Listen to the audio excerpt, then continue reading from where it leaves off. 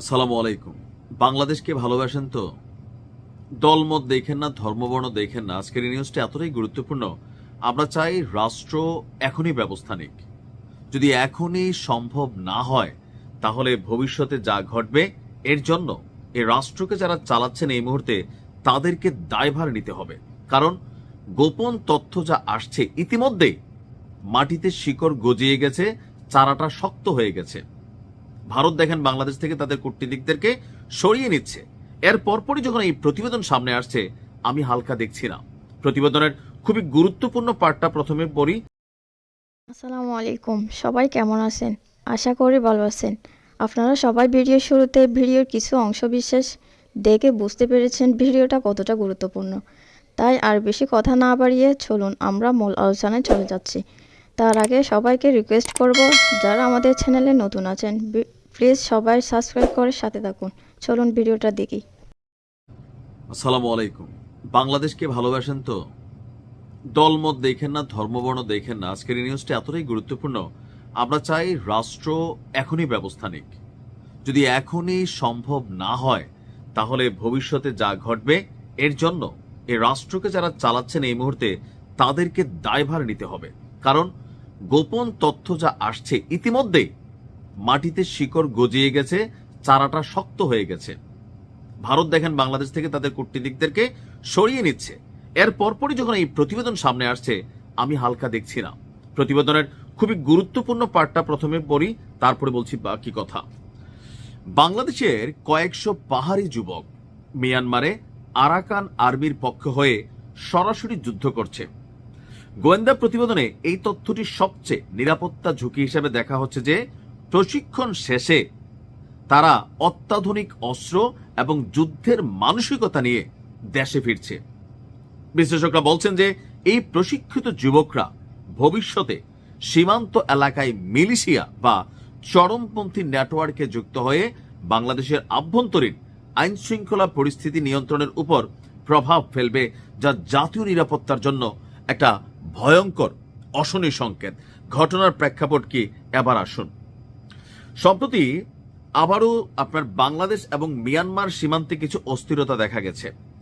মিয়ানমারের রাখাইন রাজ্যে চলমান যে সংঘাত, সেখানে নতুন করে বাংলাদেশের জাতীয় নিরাপত্তা, সীমান্ত ব্যবস্থাপনা, মানবিক পরিস্থিতি এই মুহূর্তে ঝুঁকির মুখে।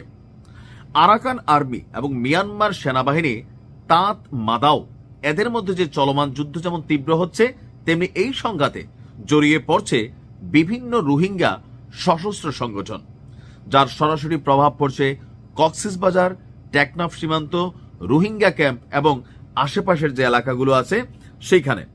সবচেয়ে উদ্বেগের বিষয় হলো এই অঞ্চলের শত শত বাংলাদেশি পাহাড়ি যুবক আরাকান আর্মির পক্ষে যুদ্ধে যাচ্ছে।